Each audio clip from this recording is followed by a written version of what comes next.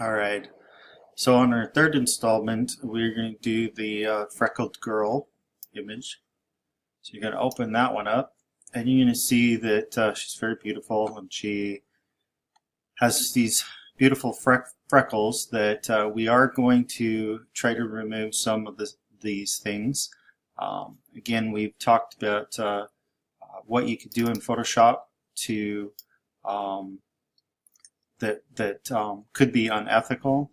But for this assignment, we're going to go ahead and remove some of these freckles and just in a way of saying we can use these tools to do these things.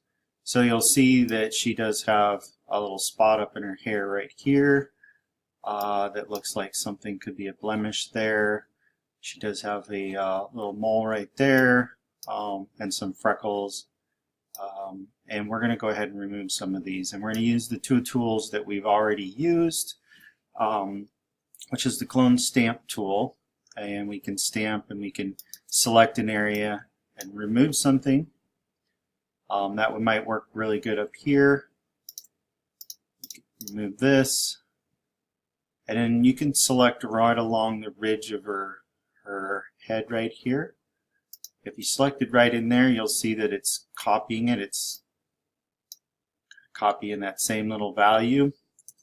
You can come back and try it a couple of different times with Command Z until you get it just in the perfect spot. Then we can go over and use J, which will take you up to your patch and your spot healing brush. You can do the healing brush as well. That you have to use the selection again with your option to be able to select an area that it's going to heal from, or you do the spot healing and it selects for you, and you can go around and you could remove a few of these freckles just as an example of what you could do if you so choose to smooth out an area.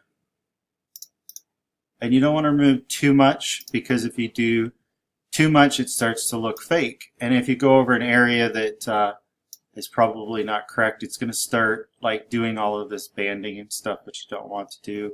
Command Z. You want it to look real, so you're just going to do a few. You're going to hit a few little spots along the way, and it takes some practice just to smooth it out a little bit. Go around. You guys decide how much you remove and how much you leave. I just want to see that you guys are practicing these tools to remove some of the things on her face. And you can really smooth out a lot of areas just by clicking around. Make sure you're looking all around. You maybe can even look down here by your brooch. You can remove stuff down here as well. Make sure you look around your hair, and if there's anything that looks like it could be removed, remove any dust or anything. And I'm just holding down with my space bar to get me the hand, and then I can move around on the image. You want to zoom. Remember, we just double click on the hand. It zooms it all the way back out. Use your zoom and you can zoom in with this, and then use your hand holding down on the space bar and you can move around. I find that's the best way.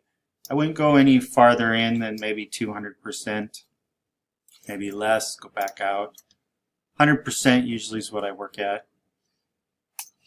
Come over here. I could even remove some of her stray eyelashes. And she's looking pretty good. She was looking good before, but if you so choose to make a few of these adjustments to it, you guys don't know how to do those type of things. Of course, if you're removing a zit or something like that, there's not much ethical issues around that. But if you started removing too much of people's character from their face, there could be some ethical stuff around that. So I think we've done a good job of making her look just great. We're going to do a file, save as. we'll go ahead and save her out. And just remember to add your name to it. In the end, what we're going to do is we'll combine all of these images together in one PDF. But for now, let's just save them out as a new image. Hit OK. And voila, we have completed number 3.